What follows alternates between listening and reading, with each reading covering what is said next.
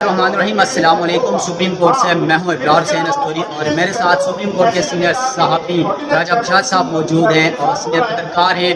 بڑی اچھی گرفت ہے کیونکہ آج پاکستان تحریک انصاف کا ایک اور مقدمہ چیف جسٹس قاضی فاہد عیسیٰ کی عدالت میں لگا ہوا ہے۔ یہ وہی مقدمہ ہے جس کی وجہ سے پاکستان تحریک انصاف سے بلہ چھینا گیا۔ آج چیف جسٹس قاضی فاہد صاحب بڑے برہم نظر آئے اور صحافیوں کو بڑے القابات سے بھی آج نوازا ہے۔ وکلا پر بھی بڑے برہم نظر آئے۔ انٹرا پارٹی انتخابات کا یہ کیس تھا اور حامد خان جو پی ٹی آئی کے وکیل ہیں ان کی جانب سے التوا کی درخواست دائر کی گئی تھی۔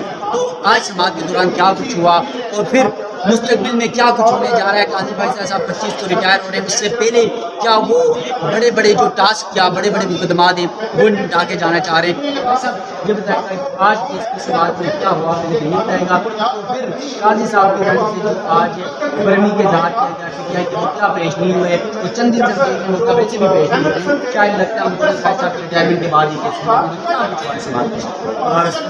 بہت شکریہ صاحب۔ ایک تو آج میں آپ کو مبارکباد دیتا ہوں کہ ڈالر فون اس کے بعد پاگل جو لفظ استعمال کرتے ہیں، اس کے بعد آج آپ پروجیکٹ آج قاضی فاہد صاحب نے خبر عدالت کے اندر جب کیس کی سماعت شروع ہوئی تو انہوں نے بالخصوص جہاں ہم لوگ بیٹھے ہوتے ہیں ہماری طرف دیکھ کر کہا کہ ان کو 29 کروڑ کم لفظ استعمال کیا گیا کہ بیٹھے ہوئے لوگ سٹنگ ہے، بیٹھے ہوئے لوگ جو ہیں انہوں نے ڈولچی کا کردار ادا کیا تھا۔ یہ کیس لگا تھا اور 13 جنوری کو آپ نے فیصلہ کیا تھا۔ تو یہ کہا جو ہے یہ کیس انتخابی نشان ہے۔ مجھے یہ بتایا یہ انتخابی نشان کیس نہیں تھا تو کس کا تھا؟ بتایا نا کس کا کیس تھا؟ انتخابات جو تحریک صاحب کے انتخاب پارٹی انتخابات تھے اس کو نتھی کیا گیا تھا انتخابی نشان کے ساتھ، تو آپ نے انتخابی نشان 13 جنوری کو لے لیا۔ تو پھر جو ہم صحافی طے کر رہے عدالت کے اندر وہی لفظ رپورٹ کرتے ہیں جو چیف جسٹس جنرل ججز کے منہ سے نکلتا ہے وہ وہی لفظ رپورٹ کرتے ہیں، یا جو وکیل کر رہا ہوتا ہے وہی لفظ رپورٹ کرتے ہیں۔ وہ لفظ اپنی طرف سے نہیں کہتے، وہ اپنی طرف سے نہیں لکھتے کیونکہ بھائی ہمیں خطرہ ہوتا ہے، ہمیں ڈر ہوتا ہے، ہمیں خدشہ ہوتا ہے کہ کہیں پر ایک کلاس آ کے پیچھے ہو گیا تو پھر ہم بیچارے میں کھڑے ہوئے تو انہیں عدالت لگے گی، کارروائی لگے گی، کیا پتہ ہمیں جناب اس تو انہیں عدالت کے سنے میں بہت کہیں تو وہ کا ہو اور بات اس پر لے کر ہمیں ٹھوک دینا 5 سال کے لیے 10 سال کے لیے ہم انتہائی ذمہ داری کے ساتھ لیکن انتہائی افسوس ہے کہ چیف جسٹس قاضی فاہد صاحب آج ان کو ریٹائرمنٹ وکیل نکال جو ریٹائر چھٹیاں نکال کے 6 دن باقی ان کے پاس بچتے ہیں ان کے ریٹائرمنٹ کو۔ انہوں نے صحافیوں کو جب سے وہ چیف جسٹس مجھے آج تک سمجھ میں ہے کہ میڈیا کے ساتھ ان کی خاص کون سی ہے، میڈیا کے پر کیوں جو آپ پسند کرتے ہیں، کبھی میڈیا کو پاک کتا کہہ دیتے ہیں، سوشل میڈیا کے لفظ استعمال کرتے ہیں ریبٹ، آپ کو یاد ہے کبھی یہ کہتے ہیں ڈالر وہ ڈالر جا رہے ہیں، وہ یوٹیوب میں جا رہے ہیں بڑے بڑے اور آج جو چیز آج کیا لفظ یہ وہی سر میڈیا ہے۔ چیف جسٹس قاضی فاہد صاحب کو یاد ہوگا کہ جس وقت آپ کا ریفرنس ہوا تھا تو آپ رات کے اندھیروں میں پھر یہ مجھے سچ بولنا پڑے گا نا، رات کے اندھیروں میں چھپ چھپا کر جو ہے وہ صحافیوں جا کر ملتے تھے، وہ کیا کرتے تھے اسی میڈیا کا ساتھ آپ نے لیا، اسی میڈیا کے بارے ہونے پر آپ دوبارہ آپ وہی ایسے دور دے وہی جاتے ہیں جن اس کو جی کہہ رہے ہیں۔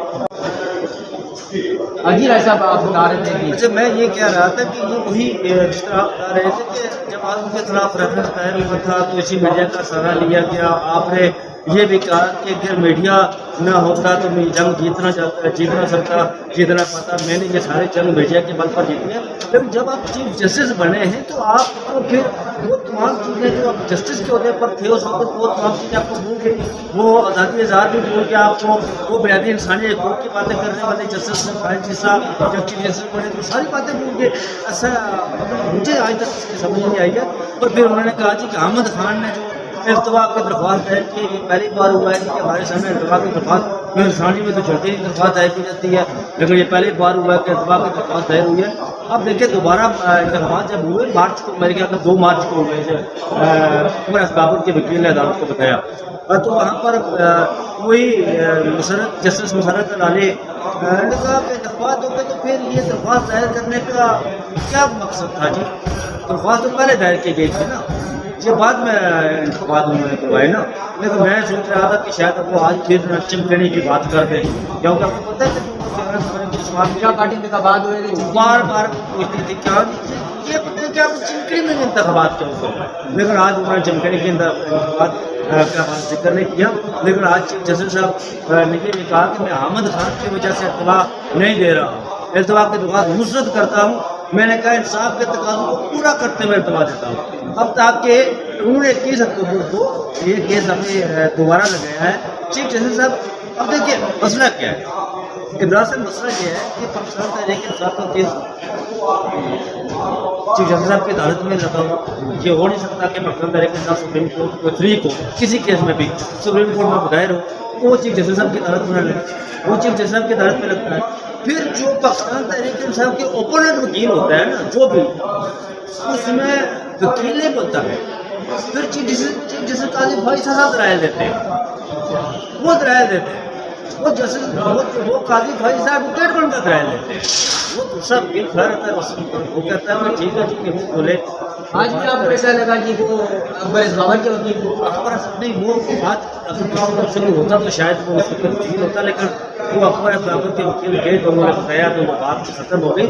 اگر دوسری طرف سے ہوتا تو انہوں نے ہاں یہ بات بھی انہوں نے کی نا یار. دیکھیے جب انتخابی کیس کی سماعت ہو رہی تھی تو 7 وکیل تھے پاکستان تحریک انصاف کے، اور آج مجھے کوئی وکیل نظر نہیں آ رہا ہے. ان کی مرضی تھی تو وکیل سامنے ہوتا نا، تو پھر وہ جس طرح ان کی ایک افراد طبع ہے وہ ایسے ہی کرتے ہیں، پھر وہ رگڑا لگاتے ہیں. لیکن انہوں نے آج پھر جو ہے نا تو میڈیا پر اپنا غصہ نکالا ہے. وہ میڈیا کا ہماری طرف دیکھ کر انہوں نے ڈولچی کرنا، بھائی ڈولچی آپ ڈولچی ہے، آپ ڈولچی ہے، آپ کو دیکھ کر انہوں نے کہا کہ ڈولچی یہاں بیٹھے آپ بھی شامل ہیں. کیا کریں آپ، کبھی دارو کھول کہتے ہیں، کبھی کچھ کہتے ہیں.